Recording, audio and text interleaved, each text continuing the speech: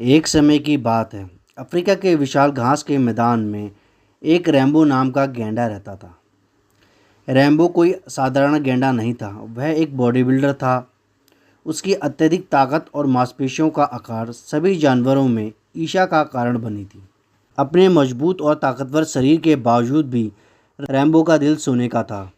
वह अपना दिन कमज़ोर जानवरों की मदद करने में, गिरे हुए पेड़ों को उठाने में और छोटे जीवों के शिकारी जानवरों से बचाने में बिताता था।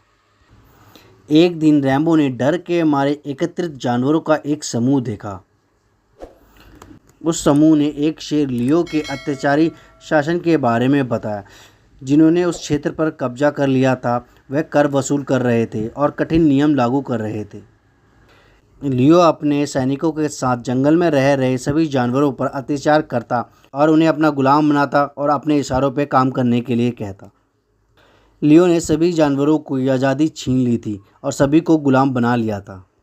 यह सारी बातें रैम्बो को पता चलती है और रैम्बो ये निश्चय करता है कि वह इसके बारे में ज़रूर कार्रवाई करेगा। लेकिन रैम्बो को यह पता था कि वह केवल उसकी ताकत पर्याप्त नहीं है, उसे एक योजना की आवश्यकता है।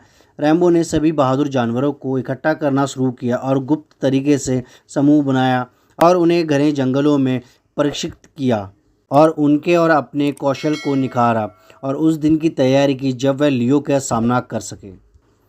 और मुठभेड़ का दिन आ गया था। रैम्बो ने अपने सभी साथियों के साथ लियो की सेना पर हमला कर दिया और लियो और रैम्बो की जमकर लड़ाई हुई।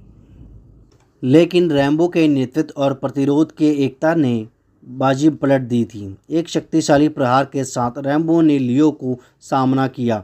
उन्होंने संघर्ष से पूरा घास के मैदान में गूंज रही थी। लियो की क्रूरता के बावजूद भी रैम्बो की ताकत और एकजुटता जानवरों का साहस का मुकाबला नहीं कर पाए।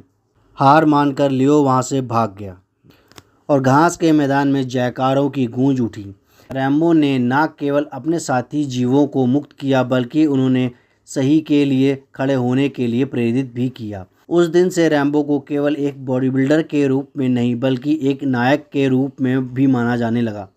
घास का मैदान शांति से भर गया और एक स्वतंत्र सैनिक के रूप में रैम्बो को विरासत जीवित रही, जो एक ताकत, बहादुर और दया की शक्ति का प्रमाण